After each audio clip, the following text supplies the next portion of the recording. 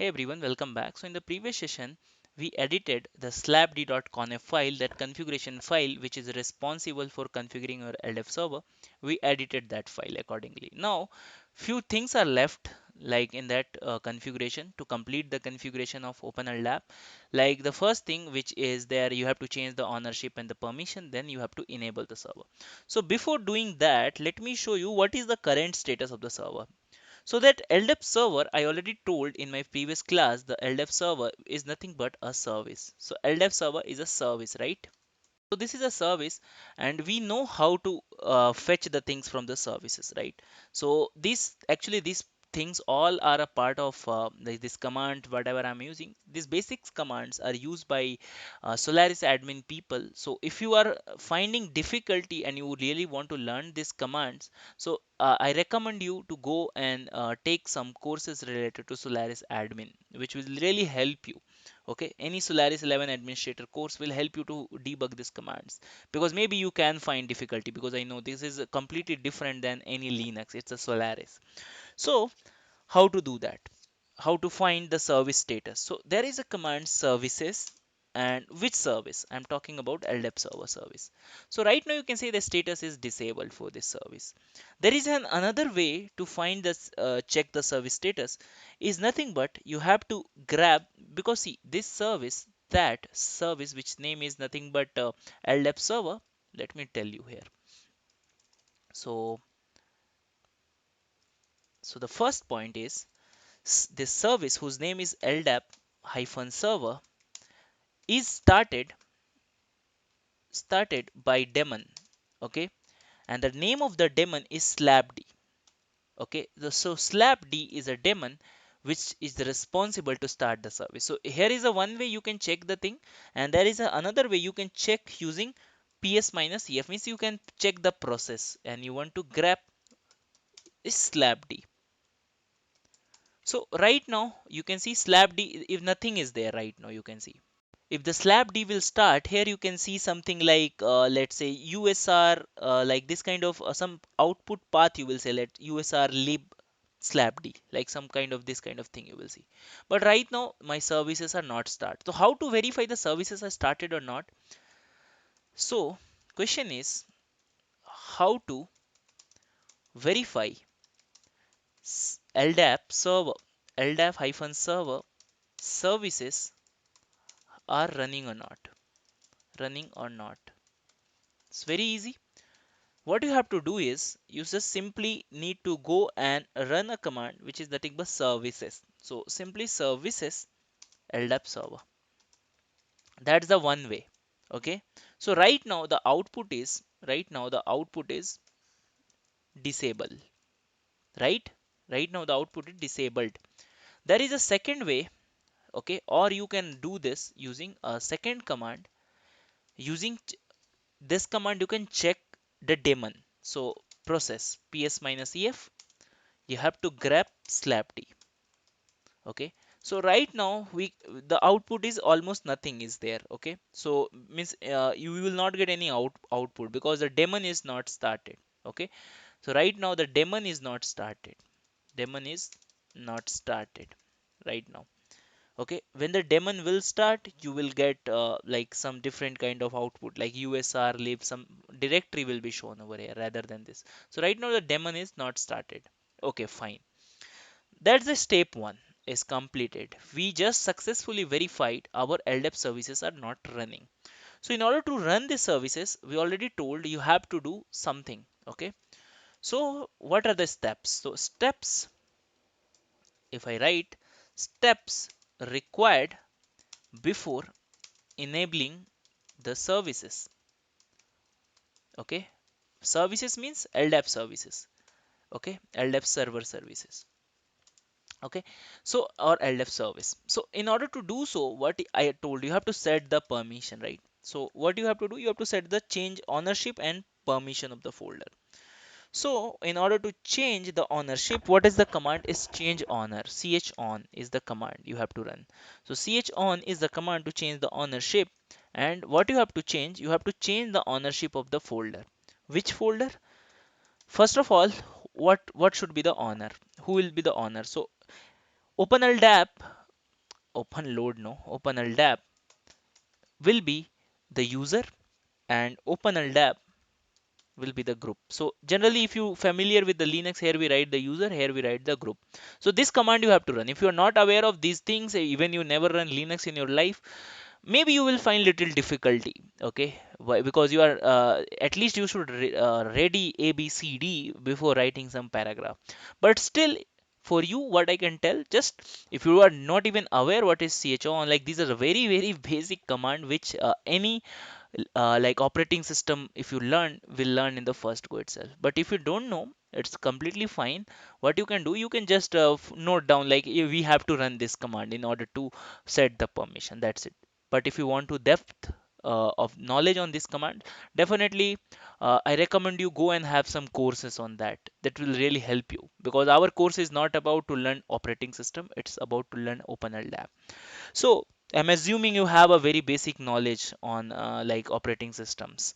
So I'm going to change the user and ownership, okay, to OpenLDAP, and which folder we already discussed. Can you please tell me the name of the folder which we have to change the ownership? We already discussed in the previous session.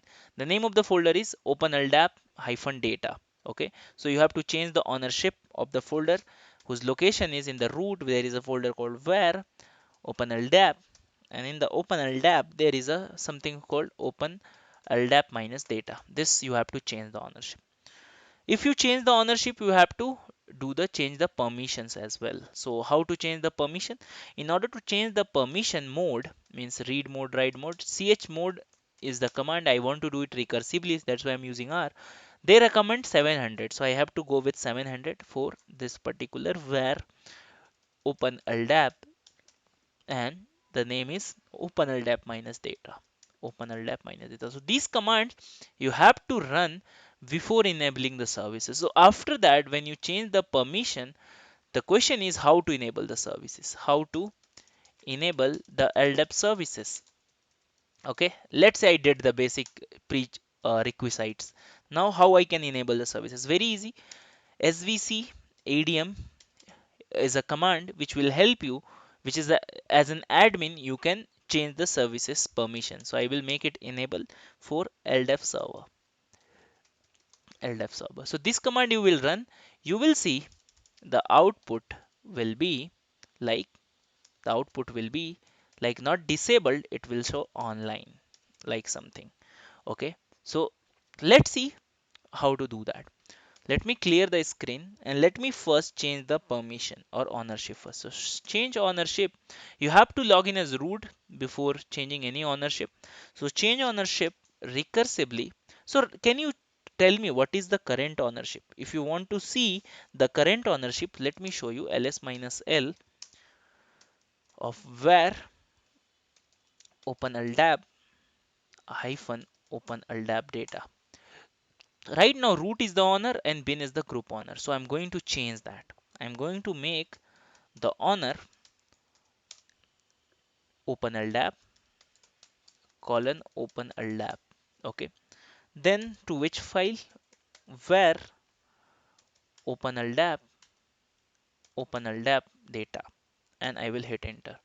Now what I will do, let me give some space, and yes, let me run the command. You can see right now the owner has been changed. Now you have to change the mode. It's only read mode. You have to make it read write execute. If it is not read write execute, your OpenLDAP server will not able to write the new users.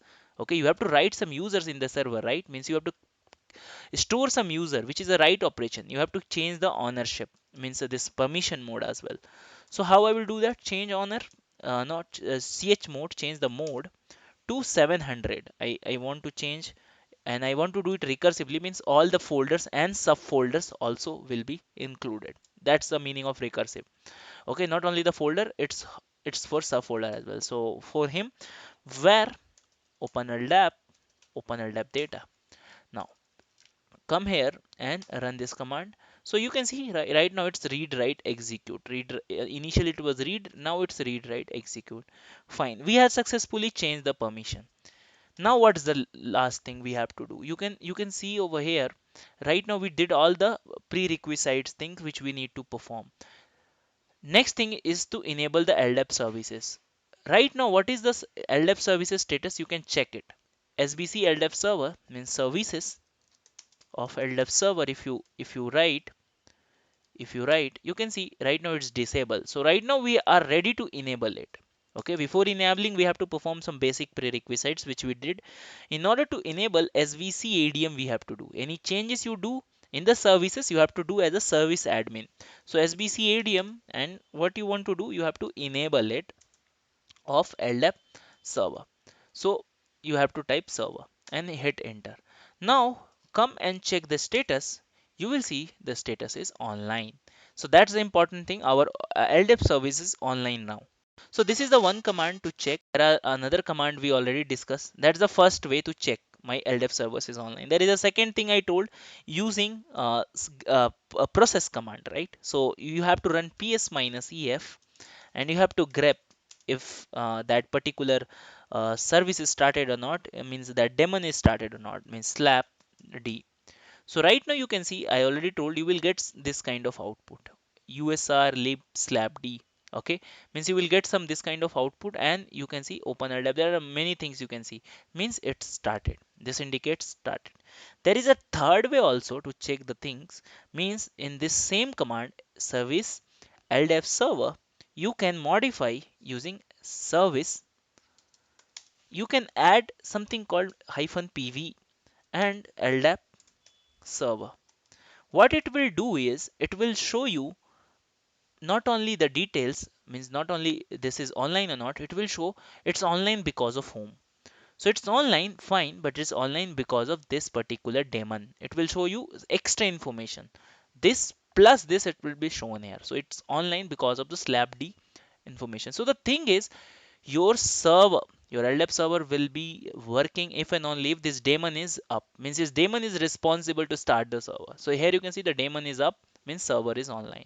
Okay, so this is the way we can start the server. Means we start the servers, and configuration of this LDAP server is completed. So here you can see. So how to verify the things, means how to verify it is enabled or not. How to verify? There are multiple ways how to verify, right?